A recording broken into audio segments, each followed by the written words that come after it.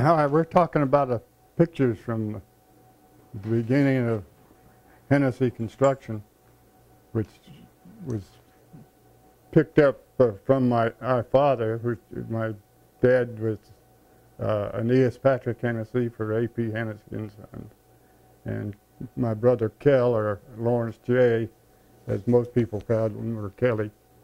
He and I ended up having the business and taking it over from Dad, following in his great footsteps, really. That's what happened. But one of the things I have a fond memory of is the Sinclair station, which is on 9th Street North, across from the old Sears and Roebuck building. And it's about a block south of Coney Island, and that will really put you where it is. Anyway. Is that north or south? That's the north of Central Avenue.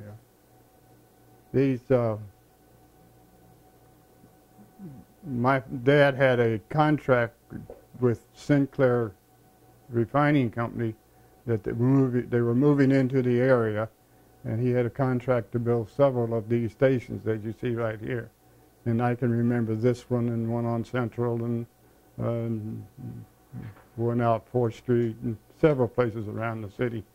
And that kept him busy for a year or so. Anyway, the story about that one is that my older brother, Jim, who's deceased, is 10 years older than I am, and he was working this summer, and they were pouring concrete for the driveways. And at that time, one of the Sinclair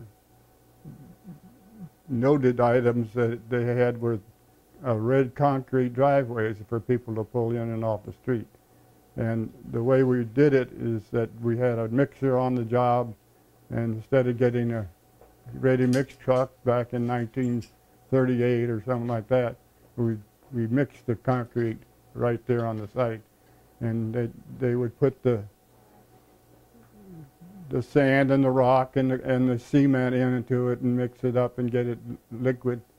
And then they would pour a little cup of red powder into the mixer. And that naturally blew out with some of them, and some of it stayed in, but everything turned red at that point.